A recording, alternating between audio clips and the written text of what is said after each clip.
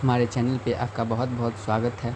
आज हम लोग क्लास 10 का चैप्टर फेडरलिज्म को पढ़ने जा रहे हैं और एनसीईआरटी का लाइन बाय लाइन एक्सप्लेन करेंगे।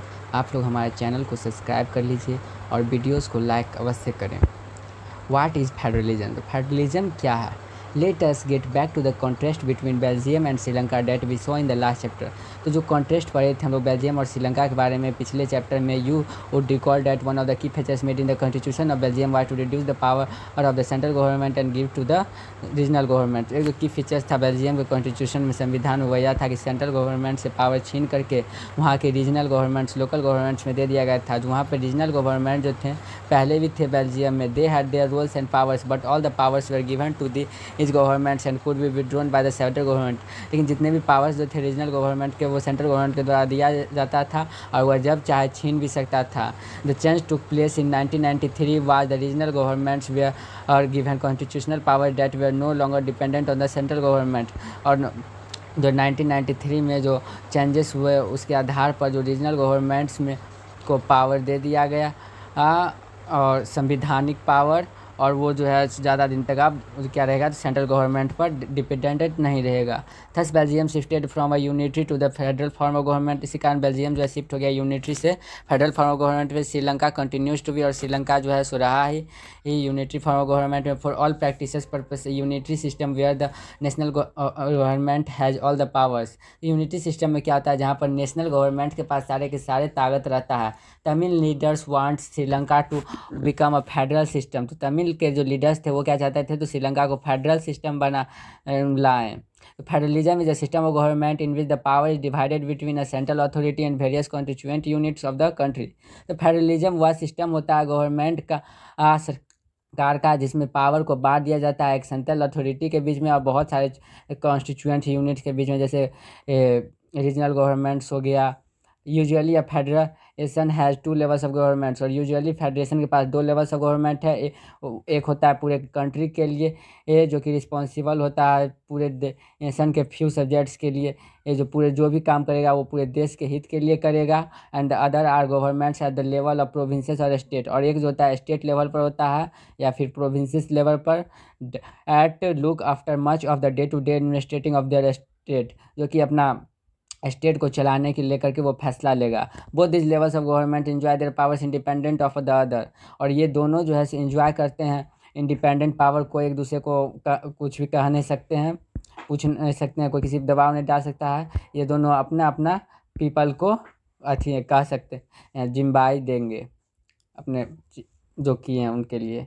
इन this sense federation are contrast with unitary governments. तो इस सेंस में फेडरेशन जो है कॉन्ट्रास्ट किया है यूनिटरी गवर्नमेंट के साथ। Under the unitary system either there is only one level of government or the sub unit or ordinate to the central government. तो यूनिटरी सिस्टम में क्या आता है, वहाँ पर सिर्फ एक ही लेवल ऑफ गवर्नमेंट होता है, या फिर सब यूनिटी जो होते हैं सब ऑर्डिनेट होते हैं, सेंट्रल गवर्नमेंट पर आश्रित होते हैं।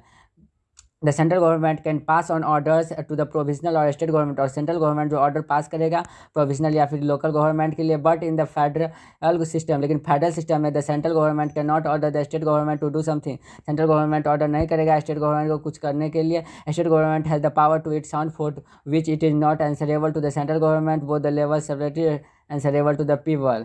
और जो स्टेट गवर्नमेंट के पास खुद का पावर होता है, इसलिए वो आंसरेबल नहीं होता है सेंट्रल गवर्नमेंट के। दोनों levels of the government separately answerable होते हैं अपने अपने पीपल्स के, लोगों को के लिए।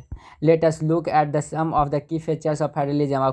और सम की फीचर्स ऑफ फेडरलिज्म देखना है, 7 की फीचर्स दिया हुआ है। इंपॉर्टेंट क्वेश्चन है, सीबीएसई में पूछा जाता है, what are the key features of federalism. तो ये याद कर लीजिएगा। There are two or most level of government or tiers of government. मतलब दो लेवल से ज़्यादा गवर्नमेंट में होना चाहिए। ऐसे एक 7 दो या फिर उससे ज़्यादा, जिस प्रकार सेंट्रल में हो गया, तो एक रीजनल, लोकल, जिस प्रकार हमारे इंडिया में स्टेट है, उसके बाद लोकल गवर्नमेंट है।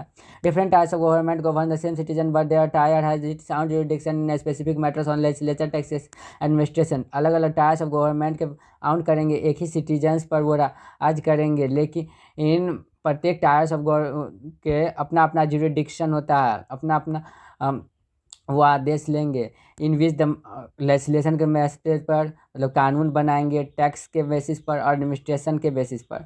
The jurisdiction of the respective levels और टायर्स ऑफ गवर्नमेंट और प्रत्येक लेवल्स या फिर टायर्स ऑफ गवर्नमेंट के जो हैं वो जुरिडिक्शन से वो स्पेसिफाइड होना चाहिए संविधान में। So the existence and authority of the each tyre of government is constitutionally guaranteed. इसी कारण जो अथॉरिटी है प्रत्येक टायर ऑफ गवर्नमेंट का वो संवैधानिक गारंटेड हो जाएगा, संवैधानिक उसको गारंटी मिल जाएगा। The fundamental provisions of the constitution can not be unitedly change by one level of the government, such changes require the consent of both levels of government. और जो फंडामेंटल प्रोविजन है संविधान का वो चेंज नहीं किया जा सकता है किसी भी एक लेवल ऑफ गवर्नमेंट के द्वारा, वहाँ पे दो लेवल्स ऑफ गवर्नमेंट्स के या फिर जितने भी लेवल्स ऑफ गवर्नमेंट है उनके बीच में कंसेंट होना चाहिए। Courts have the power to interpret the constitution and the powers of the different levels of government. Court के पास पावर है कि वह इंटरप्रीट कर सकता है, मतलब जब भी ये संविधान में कुछ बदलाव ला सकता है या फिर किसी कोई लेवल ऑफ गवर्नमेंट में। The court have acts as the empire if dispute arise between different levels of government. अगर एक्सरसाइज को लेकर के, एक कार्य को लेकर के अगर अलग अलग लेवल्स ऑफ गवर्नमेंट के बीच में कुछ डिस्प्यूट्स अराइज होता है, कुछ विवाद, तो कोर्ट जो है सो एम्पायर के रूप में कार्य लेगा supreme court. Source of revenue for each level of government. तो सोर्स ऑफ रिवेन्यू मतलब अब उनके लिए जो चलाने के लिए अर्थव्यवस्था के लिए पैसा चाहिए होता है प्रत्येक लेवल्स ऑफ गवर्नमेंट के लिए, तो वो स्पेसिफाइड होता है संविधान में। The federal system has dual objections to safeguard and promote unity of the country. और फेडरल सिस्टम का जो है दो ऑब्जेक्टिव्स होता है, मतलब बचाना और बढ़ाना, प्रोमोट करना जो एकता है देश का उसको, while at the same time accommodation regional diversity.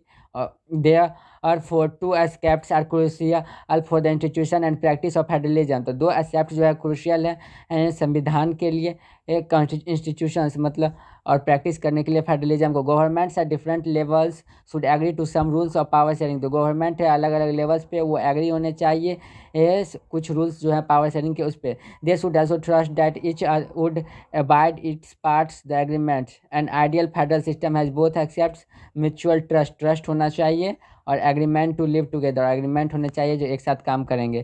The exact balance of power between the central and the state government. तो जो पावर का बैलेंस होता है सेंट्रल और स्टेट गवर्नमेंट के बीच में, देयर इस balance depends mainly on the horizontal Constance in which the federation was formed. तो जो हॉर्टिकल कॉन्टेक्स्ट में जिसे फेडरेशन का फॉर्मेशन किया जाता है, there are the two kinds of routes through which federation has been